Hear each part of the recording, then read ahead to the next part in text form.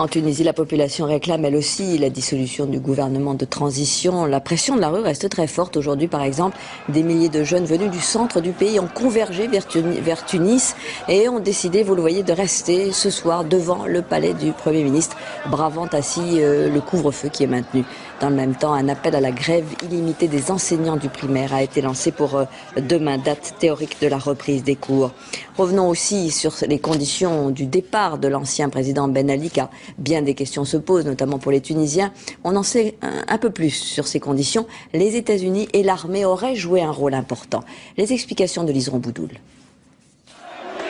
Le jour où tout a basculé dans l'ombre, selon nos sources, 2 personnages jouent un rôle déterminant et vont précipiter la chute du régime. Le général Rachid Amar, le chef de l'armée, c'est lui qui a refusé de tirer sur les manifestants, comme le lui demandait le président Ben Ali, pour prêter main forte à la police. Et Kamel Morjane, le ministre des Affaires étrangères. Dans les dernières heures, ces 2 hommes auraient été en contact régulier avec les Américains. Ce sont eux qui poussent le président tunisien à quitter le pays en urgence. Ils le font monter dans un hélicoptère pour Malte. Le président Ben Ali prendra ensuite un avion direction l'Europe.